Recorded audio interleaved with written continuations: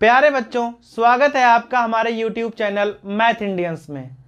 आज के इस वीडियो में हम पढ़ेंगे कक्षा 11 गणित पहला चैप्टर समुच्चय और आज की प्रश्नावली है प्रश्नावली 1.2। इस पाठ की पहली प्रश्नावली को हम पिछले वीडियो में हल कर चुके हैं, जिसे आप हमारी प्लेलिस्ट से देख सकते हो।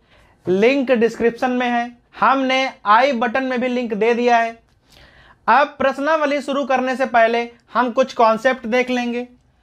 भाई, हमारा पहला समुच्चय है रिक्त समुच्चय,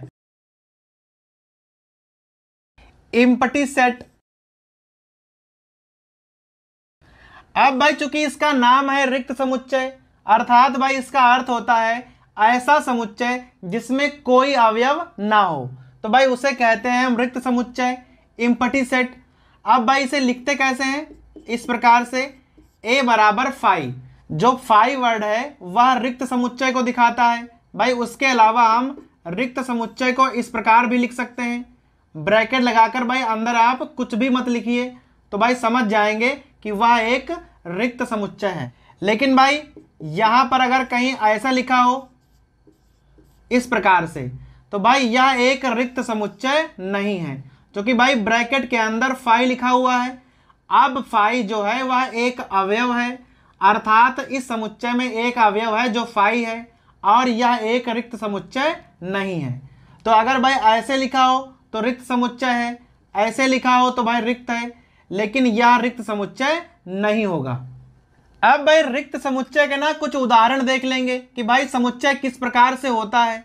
जैसे भाई कभी कभी लिखा होता है सींग वाले घोड़ों का समूह। अब भाई आपको पता होना चाहिए कि सींग वाले घोड़े नहीं पाए जाते हैं, तो भाई यहां लिखा है सींग वाले घोड़ों का समूह, अर्थात भाई ऐसा कोई समूह होता ही नहीं है। तो भाई कहा जाएगा कि सींग वाले घोड़ों का समूह एक रिक्त समुच्चय होगा। इसी प्रकार भाई अगर हम कोई समुच्चय निर्माण विधि में लिख दें, जैसे x कॉलन x, और भाई x का मान है √5, और भाई जहां लिखा है कि x एक प्राकृत संख्या है। अब भाई इसको दोबारा पढ़िए, x कॉलन x बराबर √5, जहां x क्या है? एक प्राकृतिक संख्या है। अब भाई √5 का अगर आप मान निकालोगे तो वह कभी भी एक प्राकृतिक संख्या नहीं होगी, अर्थात ऐसा कोई x होगा ही नहीं जो प्राकृतिक संख्या भी हो और √5 के बराबर हो, अर्थात यह भी एक रिक्त समुच्चय होगा।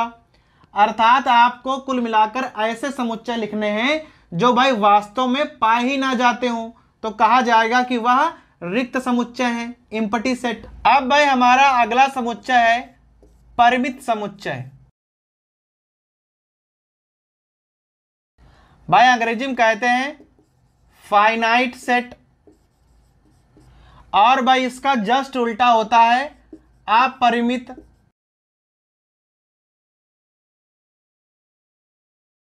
और भाई अंग्रेजी में कहते हैं इनफाइनाइट सेट।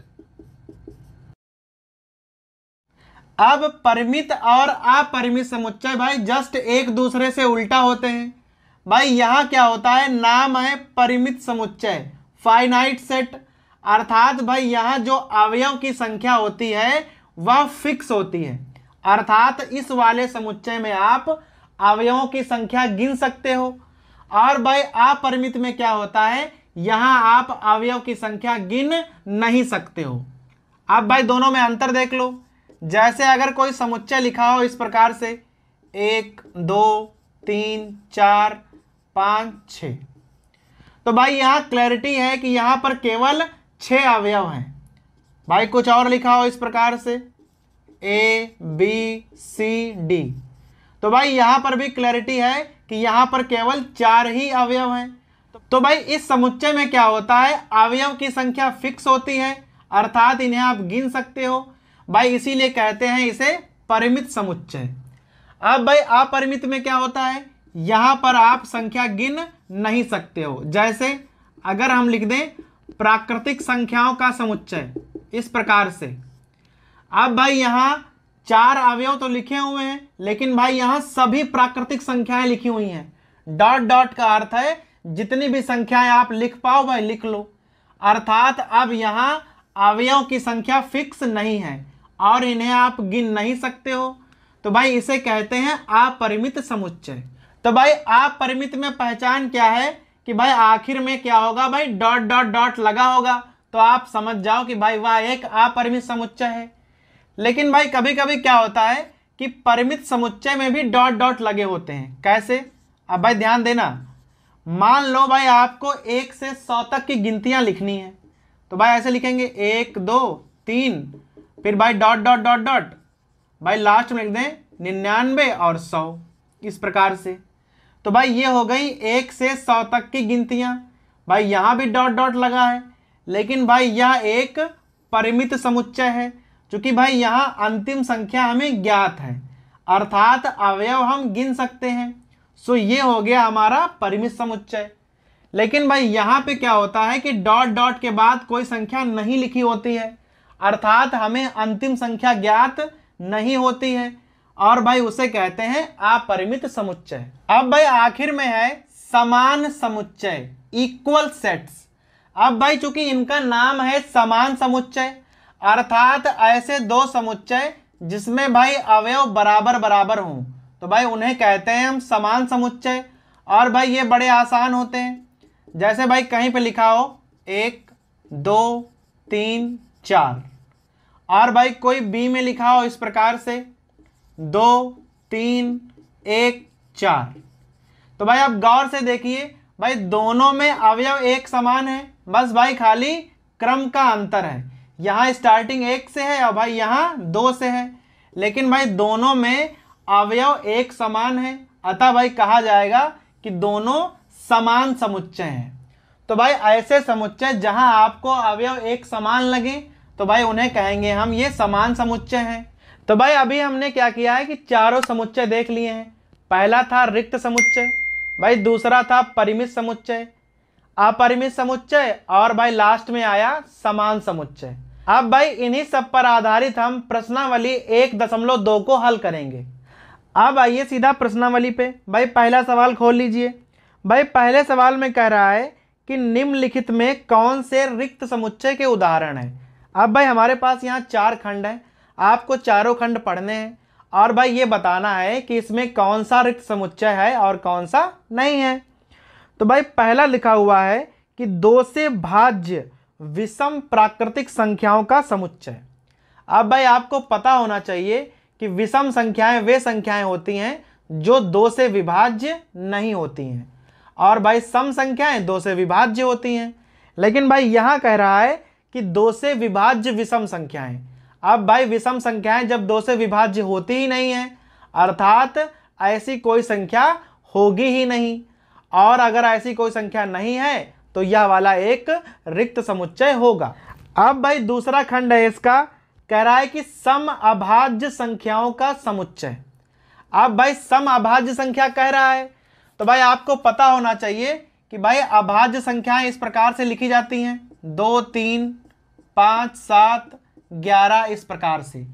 तो भाई केवल एक संख्या ऐसी होती है जो सम भी होती है और भाई अभाज्य भी होती है, वह होती है 2, अर्थात भाई सम अभाज्य संख्या होती है 2, और यह रिक्त समुच्चय नहीं है क्योंकि हमारे पास यहाँ एक अवयव है। अब भाई तीसरे खंड पे आ जाओ। भाई समुच्चय निर्माण विधि लिखी हुई है, कह रहा है x कॉलन x एक प्राकृत संख्या है जहां भाई लिखा है कि x 5 से छोटा हो और भाई 7 से बड़ा हो। अब भाई यहाँ 2 चीज ध्यान दीजिए, पहले कह रहा है कि भाई x 5 से छोटा हो और भाई x 7 से बड़ा हो। अब भाई ऐसी कोई संख्या हो ही नहीं सकती है जो 5 से छोटी हो और भाई 7 से बड़ी हो, अर्थात यह वाला भी रिक्त समुच्चय होगा।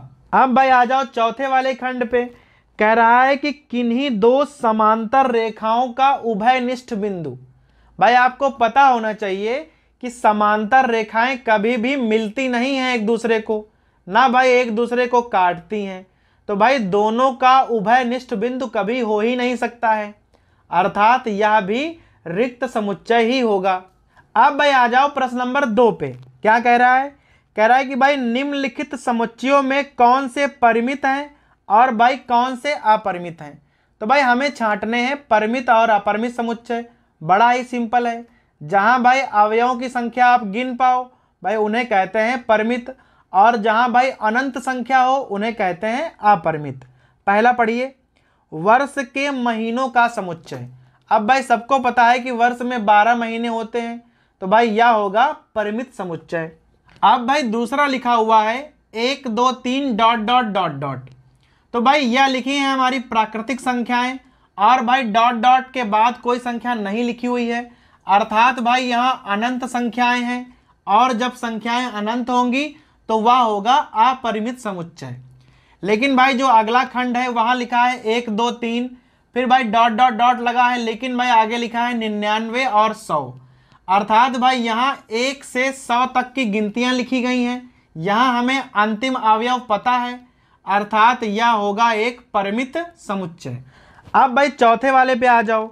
लिखा है 100 से बड़े धन पूर्णांकों का समुच्चय। अब भाई 100 से बड़े धन पूर्णांक कितने हो सकते हैं? तो भाई यह संख्या भी अनंत होगी, क्योंकि भाई संख्याओं को आप कभी गिन नहीं सकते हो। भाई संख्याएं आप जब तक लिखते रहोगे संख्याएं कभी खत्म नहीं होंगी, अर्थात 100 से बड़ी जो संख्याएं हैं वह अनंत होंगी, और यह होगा अपरिमित समुच्चय। इसी प्रकार भाई लिखा है 99 से छोटे अभाज्य पूर्णांक। अब भाई 99 से छोटे अभाज्य पूर्णांक आप भाई आराम से निकाल सकते हो, तो भाई यह होगा एक परिमित समुच्चय। अब भाई आ जाओ प्रश्न नंबर 3 पर। भाई प्रश्न नंबर 3 में कह रहा है कि निम्नलिखित समुच्चयों में प्रत्येक के लिए बताइए कि भाई कौन परिमित है और भाई कौन अपरिमित है। प्रश्न नंबर 2 की तरह ही है, हमें बताना है कि परिमित और अपरिमित समुच्चय कौन कौन से हैं। भाई पहला कह रहा है कि एक्स अक्ष के समांतर रेखाओं का समुच्चय। अब भाई अगर आपसे कह दे कि एक्स अक्ष के समांतर आप रेखाएं खींचो, तो भाई मान लो ये हमारा एक्स अक्ष है। अब भाई इसके समांतर आप अनंत रेखाएं खींच सकते हो। भाई जितनी नजदीक नजदीक खींचोगे भाई उतनी ज्यादा संख्याएं आ जाएंगी, लेकिन भाई संख्याएं हम कितनी खींच सकते हैं इसकी भाई गणना आप नहीं कर सकते हो, अर्थात यह एक अपरिमित समुच्चय होगा। ऐसे ही भाई अगला है, कह रहा है कि अंग्रेजी वर्णमाला के अक्षरों का समुच्चय। अब भाई अंग्रेजी वर्णमाला में केवल 26 अक्षर होते हैं, अर्थात भाई यहाँ संख्या फिक्स है, ये परिमित समुच्चय होगा। अब तीसरा है उन संख्याओं का समुच्चय जो 5 के गुणज हैं, अर्थात भाई जो संख्याएं 5 से कट जाएंगी हमें उनका समुच्चय लिखना है। अब भाई 5 से कटने वाली संख्याएं भी आप गिन नहीं सकते हो, भाई लिखते रहोगे संख्याएं बढ़ती रहेंगी, अर्थात यह भी अपरिमित समुच्चय होगा। चौथा है भाई, कह रहा है कि पृथ्वी पर रहने वाले जानवरों का समुच्चय। अब भाई चूंकि पृथ्वी पर रहने वाले जानवरों की संख्या भाई हमें ज्ञात तो है नहीं, भाई संख्या बहुत ज्यादा हो सकती है, लेकिन भाई संख्या कितनी भी हो भाई कोई ना कोई संख्या जरूर होती होगी, अर्थात यह भी भाई एक परिमित समुच्चय है। अगर भाई चाहा जाए तो उन्हें हम गिन सकते हैं, ऐसा नहीं है कि भाई जानवर हम गिन नहीं सकते हैं, अर्थात यह होगा एक परिमित समुच्चय। और भाई लास्ट में है मूल बिंदु से होकर जाने वाले वृत्तों का समुच्चय। अब भाई ऐसे वृत्त जो मूल बिंदु से होकर जा रहे हैं तो भाई इनको भी आप गिन नहीं सकते हो, भाई आप जितने चाहो उतने खींच सकते हो, तो भाई यह होगा एक अपरिमित समुच्चय। अब आ जाओ भाई प्रश्न नंबर 4 पे। क्या कह रहा है, निम्नलिखित में बताइए कि कहां पर a बराबर b है और भाई कहां पर नहीं है। अभी हमारे पास क्या है भाई 4 ऑप्शन है, हर ऑप्शन में भाई एक समुच्चय a है एक समुच्चय b है। हमें भाई ये चेक करना है कि क्या a और b समान समुच्चय है या नहीं है। तो भाई यहां देखिए, पहले यहां है a b c d, भाई 4 अवयव हैं। b में आ जाइए d c b a, 4 अवयव हैं, और भाई चारों अवयव समान हैं, भाई ए बी सी डी, और भाई वहां भी ए बी सी डी है, बस खाली क्रम अलग अलग है। तो भाई अगर पूरे पूरे अवयव समान है तो आप यहां लिख सकते हो कि भाई इस वाले में ए बराबर बी होगा। ऐसे भाई आप दूसरे वाले पे आ जाओ। यहाँ है 4 8 12 16, यहाँ है भाई 8 4 16 18। अब भाई देखो यहाँ 3 3 तो मैच कर रहे हैं, लेकिन भाई यहाँ चौथा 12 है और यहाँ है 18, अर्थात भाई चारों अवयव समान नहीं है। अगर भाई चारों समान नहीं है तो यहां पर a बराबर b नहीं होगा। ऐसे ही भाई नंबर 3 पे ध्यान दो, यहां है 2 4 6 8 10, भाई सम संख्या लिखी हुई है, शुरुआत की 5, और भाई यहां कह रहा है x कॉलन x सम धन पूर्णांक है, जहां x 10 से छोटा है या बराबर है। अब भाई अगर इसको आप लिख लोगे रोस्टर फॉर्म में तो भाई b क्या हो जाएगा, यहां कह रहा है कि सम धन पूर्णांक लिखने हैं 10 से छोटे या बराबर, तो भाई अगर आप सम पूर्णांक लिखोगे 10 से छोटे या बराबर तो भाई इस प्रकार से लिखोगे। अब यहां गौर करो आप a पे, और भाई इस वाले b पे गौर करो। अब पूरे पूरे अवयव समान है, अर्थात भाई यहां a बराबर b होगा। अब इसी प्रकार आ जाओ चौथे वाले पे, यहां है x कॉलन x संख्या 10 का गुणज है, अर्थात भाई यहां 10 का पहाड़ा लिखना है। और b वाले में क्या है भाई, यहां लिखा है 10 20 30 और आगे भाई अपरिमित समुच्चय है, अर्थात यहां पर भी 10 का पहाड़ा ही लिखा गया है। अगर इसको आप रोस्टर फॉर्म में लिखोगे तो लिखा है संख्या 10 का गुणज है, तो भाई कैसे लिखोगे 10 20 30 और भाई इस प्रकार से आगे लिखते चले जाओगे, दोनों बिल्कुल एक समान है, अर्थात भाई चौथे वाले में भी a बराबर b होगा। अब भाई प्रश्न नंबर 5 पे आ जाओ, कह रहा है कि क्या निम्नलिखित में समुच्चय युग्म समान है, और भाई हमें कारण सहित बताना है। अब यहाँ 2 खंड है भाई, हर खंड में हमारे पास 2 समुच्चय हैं, हमें यह बताना है कि क्या a और b बराबर हैं, और भाई अगर हैं तो हमें कारण बताना है। तो भाई यहां देखिए, यहां हमें a का मान दिया हुआ है 2,3, लेकिन भाई b वाले में क्या है, b वाले में हमें समुच्चय निर्माण विधि पता है। तो भाई इसका सबसे पहले क्या करेंगे, इसका हम रोस्टर फॉर्म लिखेंगे, रोस्टर विधि। तो भाई हमारे पास एक समीकरण है x square plus 5x plus 6 equal to 0। तो भाई क्या करना है, सबसे पहले आपको ये समीकरण हल करना है। तो भाई लिखा है x square plus 5x plus 6 equal to 0।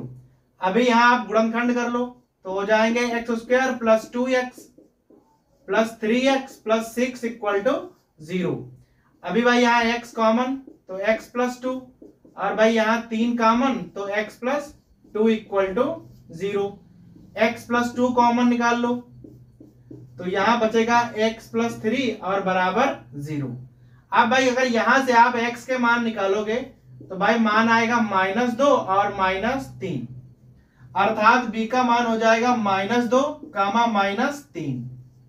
अब भाई a का मान है 2 3 और b का मान है -2 -3, तो भाई बराबर तो है नहीं, अर्थात यहाँ a और b बराबर नहीं होगा।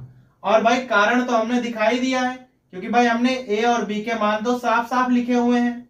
ऐसे ही भाई दूसरे वाले पे आ जाओ, भाई यहाँ a का मान क्या है, x कॉलन x शब्द फॉलो का एक अक्षर है। अभी भाई सबसे पहले आप a को ना रोस्टर फॉर्म में लिख लो। फॉलो को आप कैसे लिखोगे, सबसे पहले f लिखोगे, फिर भाई o लिखोगे, फिर भाई l लिखोगे और भाई फिर लिखोगे w।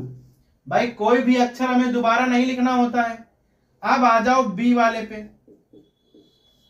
कह रहा है y कॉलन y शब्द वुल्फ का एक अक्षर है। अब भाई वुल्फ में लिखना है तो w लिखोगे, o l और भाई f। अब भाई अगर आप a और b पे गौर करो तो भाई यहां भी वही चारों अक्षर हैं जो b में है, बस खाली क्रम अलग अलग है। भाई अक्षर समान है, और अगर भाई सब कुछ समान है तो यहाँ a और b बराबर बराबर होगा। अब भाई प्रश्न नंबर 6 पे आ जाओ, कह रहा है कि नीचे दिए गए समुच्चयों में समान समुच्चय का चयन कीजिए। अब भाई हमारे पास यहाँ कई सारे समुच्चय हैं, और भाई इनमें से हमें ढूंढना है कि कौन कौन से समुच्चय समान हैं। अब भाई जैसे a का मान दिया हुआ है, यहाँ b का मान है, यहाँ भाई सी का मान है, डी है, ई है, एफ है, जी है और एच है। अब भाई इसमें से आपको देखना है कि भाई कौन से ऐसे दो समुच्चय हैं जिसमें आपको सेम अवयव दिख रहे हैं। अब भाई जैसे आप बी को ले लो, यहाँ है 1 2 3 4, और भाई यहाँ ले लो डी को, वहाँ पे क्या है 3 1 4 2। भाई अवयव समान है, बस खाली क्रम अलग अलग है, तो भाई क्रम से तो कोई फर्क पड़ेगा नहीं। तो भाई यहाँ क्या आ जाएगा, b बराबर डी, क्योंकि भाई b और d अब हो गए समान समुच्चय। इसी प्रकार भाई ई पे ध्यान दो, यहाँ है -1, और भाई जी में क्या है 1, अवयव वही है, बस खाली क्रम अलग अलग है। अतः भाई जो ई और जी है वह भी समान समुच्चय हो गए। और भाई इसके अलावा और कोई समुच्चय में ऐसा नहीं है कि भाई कोई दो समुच्चय में समान अवयव हों, अर्थात केवल बी और डी समान है, ई और जी समान है।